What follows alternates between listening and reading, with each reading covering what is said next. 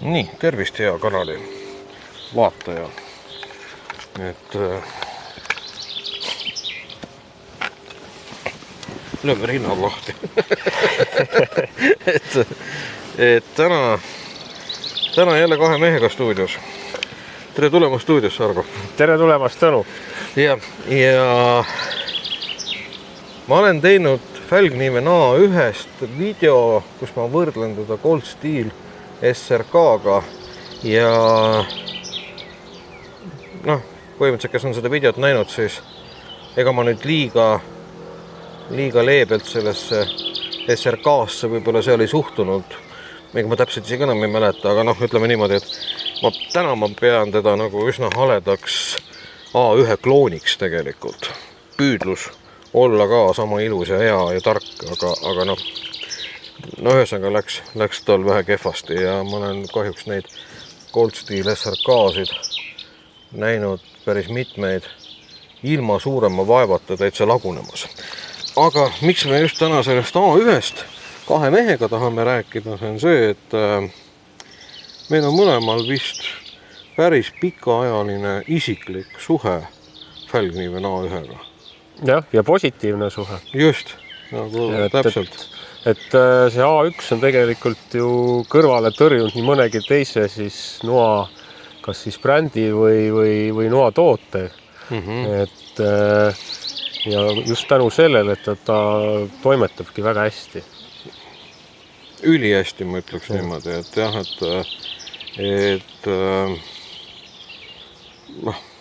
sellega võikski nagu video lõpetada, aga nagu jah, et okei, ma jagan nüüd ikka tehnilisi andmeid tema kohta, et see on siis 3-kihiline lamineeritud teras, VG10V on minul ja sinul oli lihtsalt VG10, kui ma õieti mäletan. Jah, VG10. Et minu oma, Lamm VG10. Jah, et minu oma on siis natukene uuem, midagi on siis nii-öelda sellest terase retseptist seal pisut muudetud, aga meie lihtsurelik inimestena ilmselt seda ei mõista. Eks siis keskel on jälle taaskord nii-öelda keskmine kiht terast on kõrgema karastusega ja külgedel on siis kahel pool pehmem.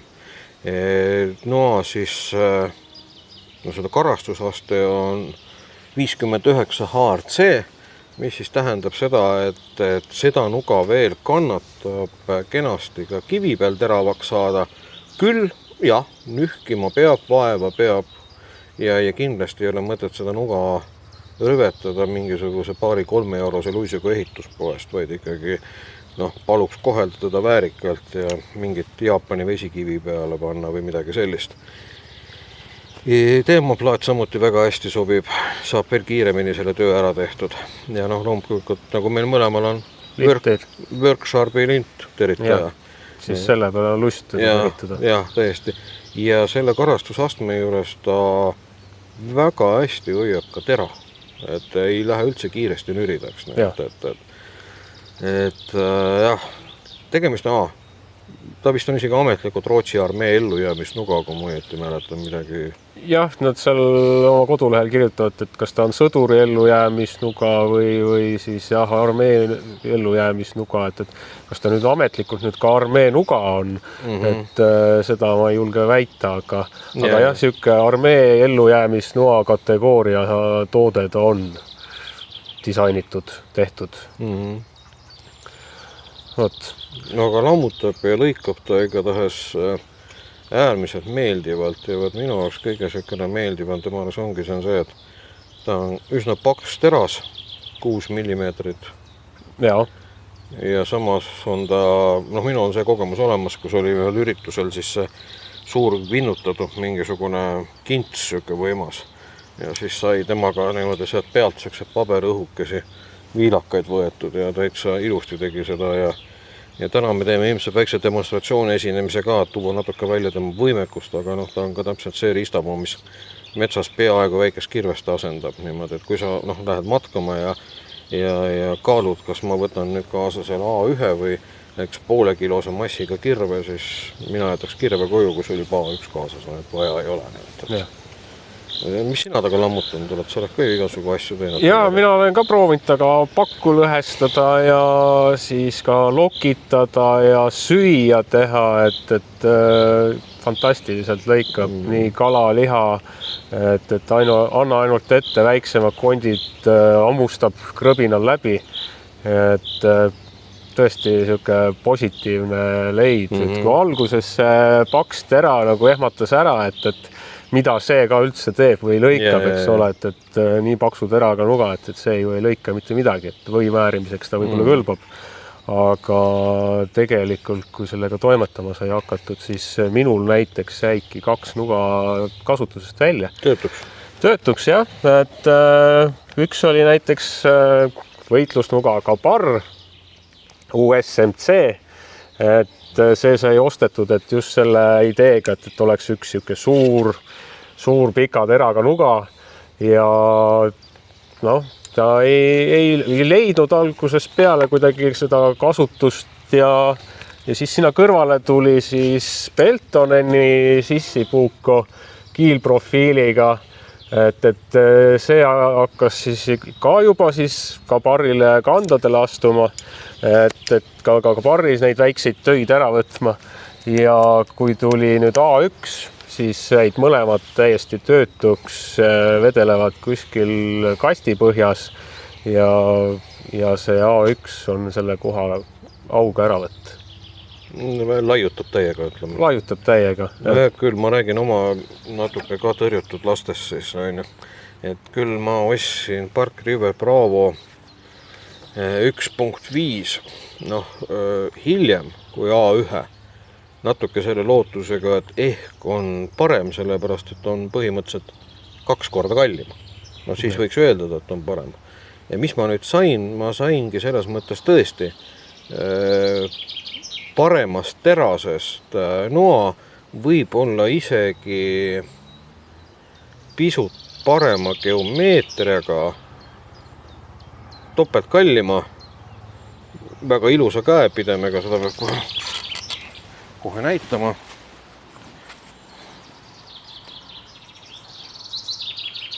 Aga üks aga, mis on, millega tegelikult, mis nagu määravaks minu jaoks on see, et siin on nüüd, ma ei mäleta, kas ta on nüüd G10 komposiitmateriaal, see käepide. Probleem ongi selles, et kui nüüd natukenegi käepide on märg, käsi on märg, kinnas on märg, kui on porine ja nii edasi, see asi ei püsi enam peos. Et läheb käest ära, et muus suhtes nagu jah, aga see ju tegelikult, kui ma olen pikka aega looduses, on üks määravaid tegureid tegelikult, et ega ilm ju, kui me loodusse lähme, me ei saa alati ilma valida ja ütleme keskkonda võib-olla ka alati nii, et see võib olla üsna muutumises ja võt nüüd ongi, et täna minu jaoks asi paigas, et see A1 tegelikult ongi siukene ehtne off-road nuga, ma ütleks. Ta on siukene, kui ma nüüd võrdleks autodega, ta ongi Jeep Wrangler, ta on Defender, ta on Land Cruiser põhimõtteliselt nagu siukene, et ta ei karda seda pori ja midagi. Sul võib olla käsi kas või tõesti savilägane või midagi siukest, see käepide nii hea mustriga, siukene kummine, et see nuga lihtsalt, kui sa midagi siin nüüd ütlema hakkad raiuma, lõhkuma, ta ei hüppa kuhugi käest ära. Ja. Et selles suhtes nagu ideaalselt istub käes. Ja tema siukene, töötamise võimekus on küll ikka nagu päris hea. Midagi võiks isegi näidata, et siukene tüüpiline käevarre jämedune puu, mida metsast ja kukkunud tee peale või tahad lõkkeplatsil teha haluks. No just jah, et tood metsas sükse, et on hea kuiv ja midagi jämedamat ei hakka tooma, siis selle noa võimekus, nüüd ütleme sellest jagu saada. Ma ei tea, võtame kuskilt maalt siin midagi ette.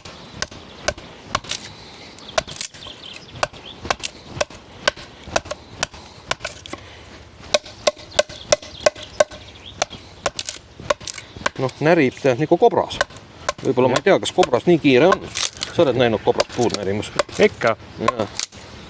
Läheb tal sama hästi või? Ja. ma arvan, et sa oled kiirem ja väledam. Ja naine kurdab ka samat asja kogu aeg. Me ei hakka selgitama, mis kontekstis. See ei ole see kanal. Aga noh, niimoodi täitsa kiiresti. Jah. Ma ei hakka lõpuni raiuma, hoiame siin aega kokku, aga mul on kange kiusatus. Nii. Mul on siin üks pakk. Taaskord pakk, taaskord Fälkniveni toode. Ja. Kas täna juhtub see, mis eelmine kord?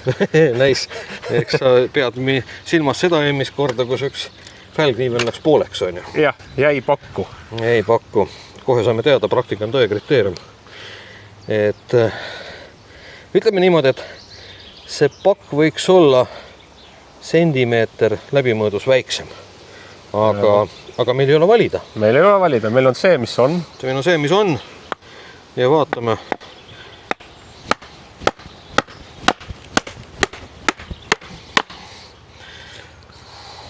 Nii, kas ongi läbi või? Ei veel. Nii, aga näe. Juba pragu jookseb. Vaadake.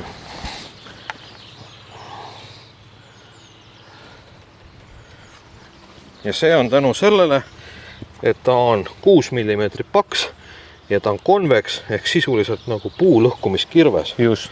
Sama kujuga. Nii. Vot nüüd mul on sellest...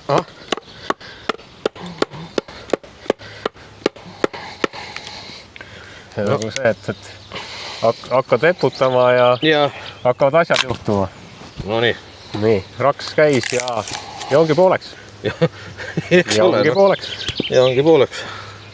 Et nagu, vot sellepärast mulle see nuga tegelikult nagu tõsiselt meeldib, et nii. Et jah, süksele off-road matkajale ja ideaalne. Jah, et selle kõrval võikski olla näiteks üks siuke kas silki või Fiskarsi oksasaag. Just, täpselt. Ja sellega teed omale pakud ette ja jätad kirve koju, et kasutad Fälknivi A1. Jah, ma ei näe mitte mingit mõtet süksel poolekilosel kirvel matkale nagu kaasa võtta. Ja eritigi veel oled siuke kaalutundlik matkaja. Et siis mitte mingit mõtet ei ole. Et pigem tõesti nagu teeb see nuga need kirved ära ja kõige selle juures, et on tegelikult suurepärane lõikaja.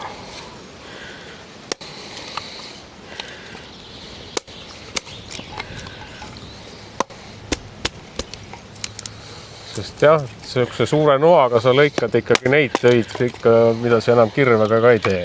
No just, jah. No, nii, kas proovid lokitada ka? No, juh, kui juba paat läks, min kaeruk ka.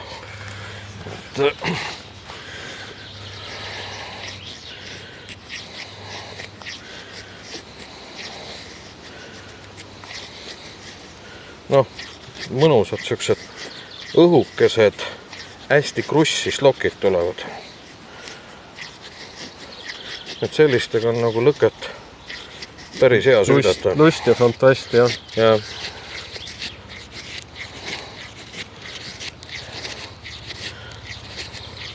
Kas sa tulepulka oled ka kraapinud selle nooga?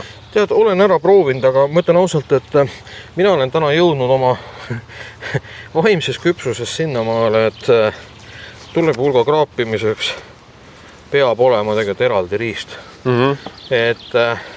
Et mina täna enam selle järgi hinda noa nii-öelda, ei anna talle neid nii-öelda punkte sellest, kui hästi ta oma seljaga tulerauda nii-öelda kratsida võiks. Noh, ütleme niimoodi, et mul on olnud nugasid, mis teevad seda paremini, aga see on selline tugev 4+ küll. Saab hakkama väga hästi. Jah, osad bushcrafterid või matkajad nendele jah, on hirmus tähtis see, et noaga peaks saama ka tulerauda kraapida. Aga ma kunagi räägin ühes videos veidikene, kuidas öelda, kaasaegse bushcrafti teatavatest rumalustest. Ja minu jaoks on ka täna natukene see noa seljaga tuleraua kraapimine nagu selline, mitte kõige olulisem ja võib-olla, sorry, keda ma nüüd riivan, aga ma teen seda. mitte kõige targem tegu. Teeme telgivaia ka. Proovi. Teeme, võtame sükse, kus oksa koht ei ole. Nii jah, et kui on vaja ka nikerdamistööd teha, et jah, kuidas ta nikerdab. Jah. Aga tegelikult läbi lõikab ju tegelikult ju hästi. Väga agressiivselt, nii et ja kui mul on nüüd vaja tõesti siin telgivaiad koju ununenud, ära kaotatud. Ops.